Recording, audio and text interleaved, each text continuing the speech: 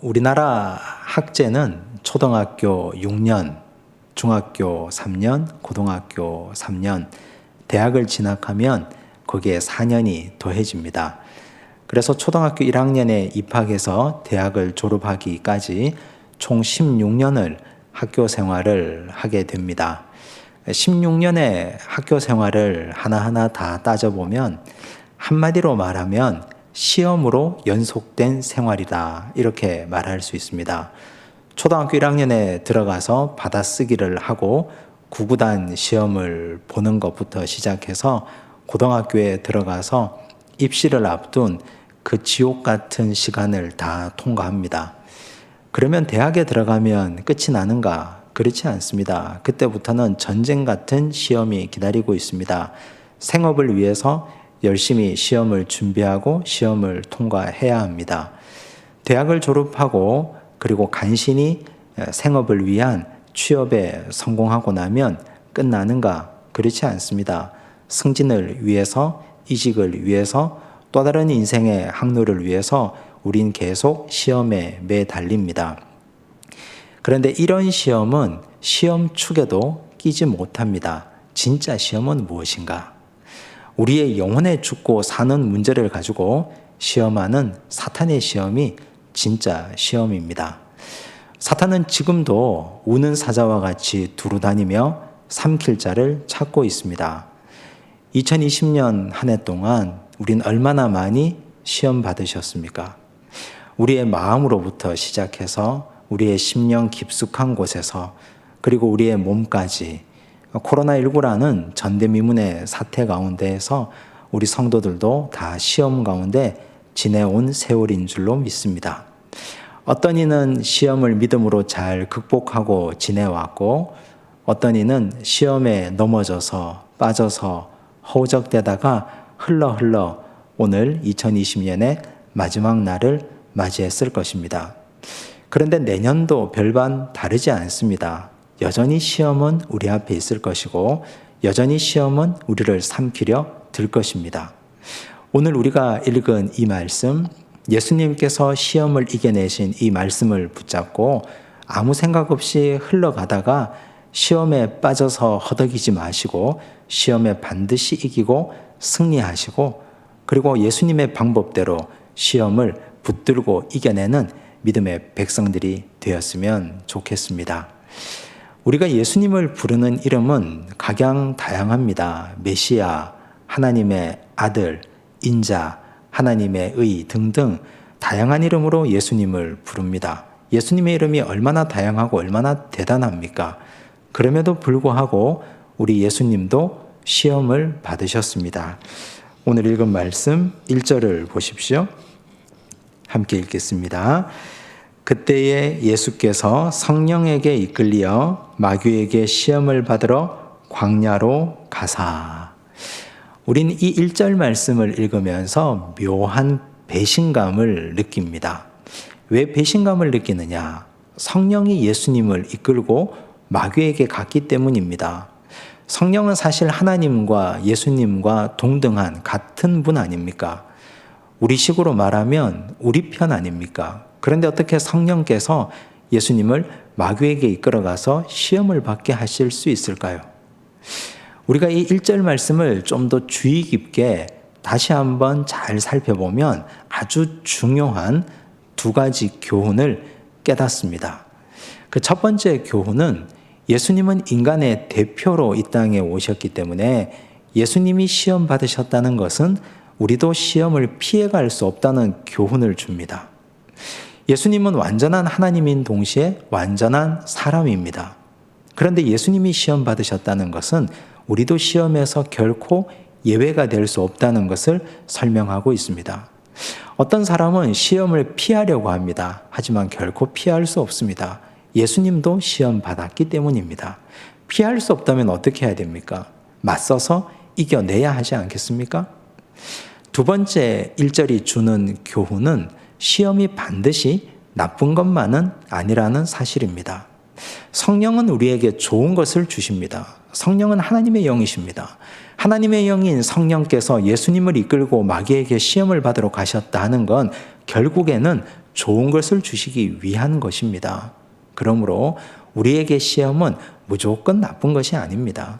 우리가 시험을 어떻게 통과하느냐에 따라, 우리가 시험을 어떻게 다루느냐에 따라 시험은 우리에게 아주 좋은 약이 되기도 한다는 사실입니다. 그러면 예수님께서 시험을 극복하고 이겨내신 방법을 자세히 살펴봐야 합니다. 구체적으로 예수님은 3가지 시험을 받으셨습니다. 그 첫 번째 시험입니다. 3절을 보겠습니다. 함께 읽습니다. 시험하는 자가 예수께 나와서 이르되 네가 만일 하나님의 아들이거든 명하여 이 돌들로 떡덩이가 되게 하라. 사탄은 예수님의 강점과 약점 2가지를 동시에 공격했습니다. 강점을 공격했다는 것은 네가 만일 하나님의 아들이거든 명하여 라는 이 말입니다. 약점을 공격했다는 것은 예수님께서 40일 동안 금식하고 배가 몹시 고팠는데 이 돌들로 떡덩이가 되게 하라, 이렇게 시험했다는 것입니다. 사탄은 예수님의 강점과 약점을 너무나 잘 알고 있습니다. 그런데 강점을 공격했다는 의미가 어떤 의미일까요? 예수님은 말씀의 능력자 아닙니까? 예수님의 아버지 하나님께서는 말씀으로 온 세상을 창조하셨습니다. 예수님의 이름, 또 다른 이름은 바로 로고스, 말씀입니다. 예수님 말씀 한마디로 죽었던 자가 살아나고 병든 자가 일어납니다.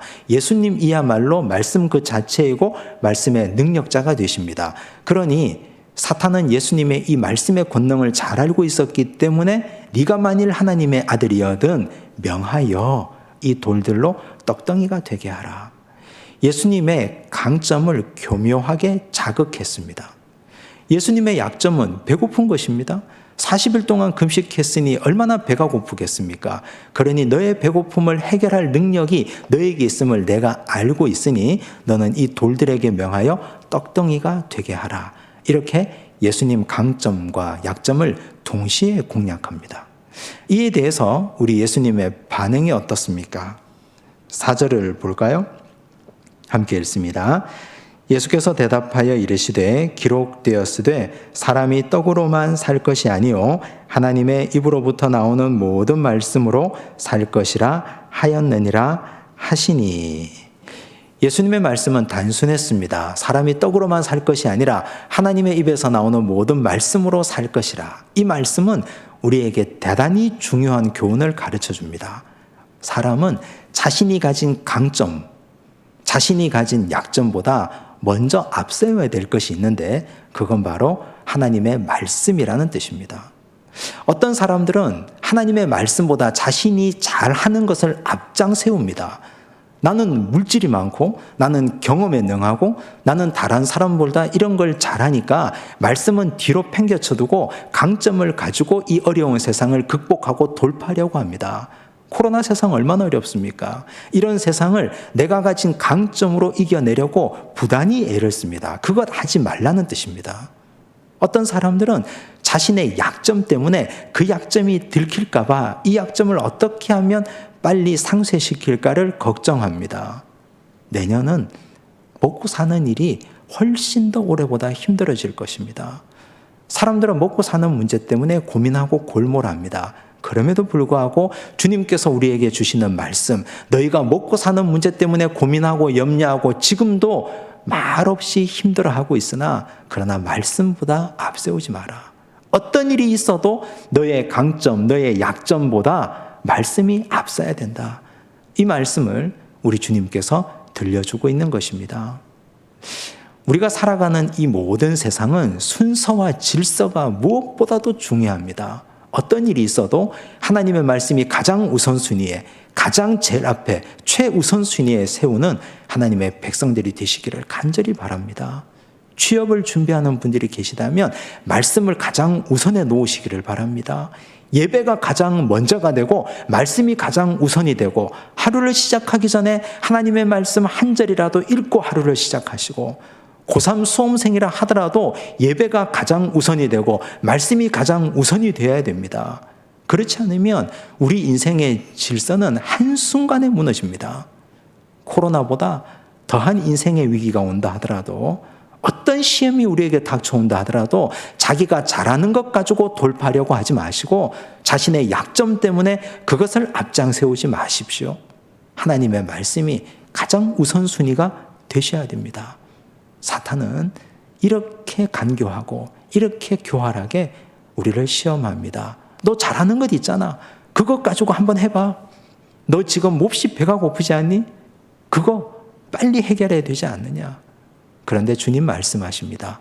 아무리 급해도 말씀보다 앞서는 것은 없다. 이 교훈을 마음에 꼭 새기시고 내년 한 해 우리에게 다가올 2021년 수많은 시험 가운데 질서를 바로 세우고 말씀을 우선순위로 삼는 하나님의 자녀 되시기를 바랍니다. 사탄이 또 이어서 두 번째 예수님을 시험합니다. 5절과 6절을 보십시오. 함께 읽습니다. 이에 마귀가 예수를 거룩한 성으로 데려다가 성전 꼭대기에 세우고 이르되 네가 만일 하나님의 아들이여든 뛰어내리라. 기록되었으되 그가 너를 위하여 그의 사자들을 명하시리니 그들이 손으로 너를 받들어 발이 돌에 부딪히지 않게 하리로다 하였느니라. 이른바 이 시험은 거짓 정체성의 시험입니다. 사탄이 이렇게 예수님을 자극하지 않습니까? 너 하나님의 아들이라며. 네가 진짜 하나님의 아들이라면 한번 뛰어내려봐. 네가 진짜 하나님의 아들이라면 사탄이 너에게 천사들이 너를 받들어서 천사들이 너의 발이 돌에 부딪히지 않도록 도와줄 것이니 한번 뛰어내려봐. 사탄은 이렇게 예수님을 자극하고 시험합니다. 그렇게 해서 죽어버리면 너는 하나님의 아들이 아닌 거니까 진짜 네가 하나님의 아들이면 한번 뛰어내려서 하나님의 아들임을 입증해 보여라. 이 말입니다. 이런 시험은 예수님에게만 다가오는 시험이 아니라 오늘 믿음의 백성들에게도 한없이 많이 주어지는 시험입니다. 세상에 믿지 않는 사람들이 우리를 어떻게 시험합니까?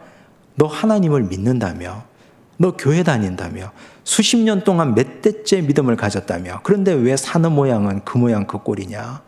예수 믿으면 돈 많이 벌고 잘 살아야 되지 않겠느냐? 적어도 예수 믿으면 떵떵거리고 살아야 되지 않겠느냐? 꾸지 않고 돈을 빌려주는 사람이 되어야 하지 않겠느냐? 자녀들은 잘 되고 세상에서 성공해야 되지 않겠느냐? 예수 믿는데 하나님의 자녀라면서 입증해 보라고. 우린 그런 시험에 간혹 부딪힙니다. 자존심 상하지 않습니까? 그럼 우리는 과연 내가 예수를 잘못 믿어서 그런가? 하나님이 나를 사랑하지 않는 것인가? 그때부터 혼란스럽기가 그지없습니다. 하지만 살펴보십시오. 성경 구석구석을 다 살펴보십시오. 하나님을 믿는 믿음의 백성들, 믿음의 위인들, 사도들, 선지자들, 수많은 사람들이 얼마나 많은 고난과 어려움을 겪었습니까? 예수님 제자들, 사도 바울 모두가 다 순교했습니다. 그들의 죽음, 세상 사람들이 볼 때는 정말 비참한 죽음이었습니다. 구약시대 때 수많은 선지자들이 그러했습니다. 믿음의 절개를 지키다가 수많은 사람들이 거짓 정체성의 유혹을 이겨내고 하나님의 자녀답게 당당하게 믿음의 절개를 지키다가 하나님 앞으로 갔습니다. 그러므로 우리는 내가 하나님 앞에 선한 양심을 가지고 믿음 생활을 단단히 하고 있다면 우리는 두려워할 일이 없습니다. 어떤 사람은 이렇게 말하는 분들도 있습니다. 예배드리는 자들에게는 코로나19 바이러스가 절대로 다가오지 않는다. 예배당에는 바이러스가 얼씬도 못하니까 걱정하지 말고 모여서 예배드려라. 여러분들은 이런 말을 어떻게 생각하십니까? 우리는 이 땅에 발을 딛고 사는 존재인 동시에 하늘을 바라보는 사람들입니다. 이 땅에 살아가는 사람은 보편적 질서의 지배를 받습니다. 이 땅을 살아가는 사람은 다 그렇습니다. 공기를 마시고 햇볕을 받고 땀이 흘러서 수고해야 땅의 소산을 먹고 살 수 있지 않습니까? 바이러스가 우리를 결코 비켜가지 않습니다. 하나님의 사람이라면 입증해 보라. 이 거짓 유혹에, 거짓 정체성의 유혹에 넘어가지 마시기를 바랍니다. 승리하셔야 됩니다. 우리가 이 땅에서 믿음 생활 잘하다가 고난받는 것 전혀 낯선 것이 아닙니다. 믿음 생활 잘 하다가 실패하는 것 전혀 부끄러운 것이 아닙니다. 천국 가서 하나님께서 이 모든 것을 우리에게 갚아 주실 것입니다. 그 믿음을 가지고 다가오는 시험도 승리하시고 이겨내시기를 바랍니다. 세 번째, 사탄이 이렇게 시험합니다. 8절과 9절을 보십시오. 함께 읽습니다. 마귀가 또 그를 데리고 지극히 높은 산으로 가서 천하 만국과 그 영광을 보여 이르되 만일 내게 엎드려 경배하면 이 모든 것을 내게 주리라. 딱 한 번의 시험이라고 이름 지을 수 있습니다. 딱 한 번만 내게 엎드려 절해라. 여기서 나한테 딱 한 번만 엎드려 절하면 네가 보는 이 모든 천하 만국의 영광을 너에게 고스란히 안겨주겠다. 사탄이 이렇게 예수님을 시험했습니다. 그런데 속지 마십시오, 여러분. 사탄은 딱 한 번이라고 유혹하지만 그 한 번이 한 번으로 결코 끝나지 않습니다. 다윗을 보십시오. 다윗이 밧세바와의 그 어마어마한 무서운 죄를 지은 것이 무엇으로부터 시작되었습니까?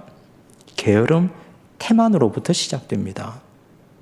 왕들이 다 출전할 때가 되었는데 그는 나가지 않습니다. 왕궁에서 늘어지게 잠을 자고 해그름에 잠에서 깨어서 왕궁 옥상을 산책하고 거닐고 있다가 건너편에서 한 아리따운 여인이 목욕하는 것을 보았습니다. 누군지 물어보라 했습니다. 알아보았더니 남편이 있는 여인입니다. 10계명 중에 하나, 내 이웃의 아내를 탐내지 말라. 내 이웃의 집에 아내나 남종이나 여종이나 모든 소유를 탐내지 말라. 10계명의 한 계명을 어겼습니다. 그럼에도 불구하고 거기서 한 걸음 더 나아갑니다. 불러서 간음을 했습니다. 그 다음 은폐하기 위해서 남편 우리아를 죽였습니다. 하나에서 그 다음 하나로, 그 하나에서 또 그 다음 하나로 나아가는 건 별로 어렵지 않습니다. 처음이 어렵습니다. 사탄은 우리에게 한 번만 눈 딱 감으면 일확천금의 기회를 너에게 주겠다. 세상 살기가 이렇게 빡빡하고 어렵지 않느냐? 한 번만 나에게 엎드려 절하면 너에게 이 모든 세상 영광을 다 안겨주겠다. 사탄은 이렇게 우리를 유혹합니다. 먹고 살기 힘든 세상, 코로나19로 온 세상이 뒤죽박죽된 이 세상, 그럼에도 불구하고 우린 믿음의 순수함을 지켜야 됩니다. 사탄은 딱 한 번이라고 유혹하는데 이 한 번에 무너지면 사탄이 우리의 목에 쇠사슬을 꿰어서 영원히 끌고 다닐 것입니다. 두렵지 않습니까?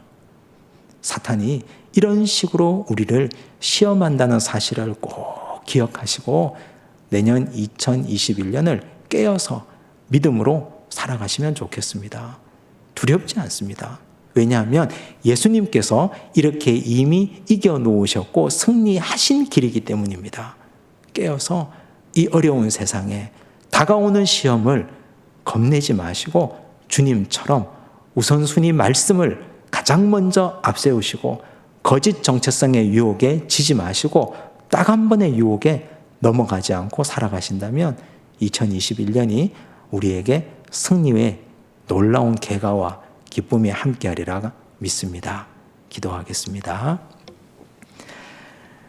하나님 아버지 감사합니다. 2021년을 살아보기 전에 우리 주님께서 우리에게 부탁하신 이 말씀을 기억합니다. 예수님이 이 땅에 오셔서 모든 인간의 대표로 시험을 받으셨기에 우리도 시험을 피할 수 없음을 깨닫습니다. 성령께서 예수님을 이끌어 시험하는 자에게 데려가셨기에 이 시험이 결단코 우리에게 소용없는 것만이 아님을 깨닫습니다. 시험을 잘 통과하면 유익이 됨을 기억합니다. 어떤 것보다 말씀을 우선순위에 세우게 하여 주시고 사탄이 주는 거짓 정체성의 시험에 넘어가지 않도록 도우시며 딱 한 번만 눈 감아 달라는 이 말의 유혹에 넘어가지 않기를 원합니다. 주여 이 시험을 능히 이기고 승리하여 하나님의 자녀답게 하나님의 백성답게 2021년 오로지 승리하며 살아가도록 주여 우리의 영혼을 책임져 주시고 축복하여 주시옵소서. 모든 말씀 예수님 이름으로 기도드리옵나이다. 아멘.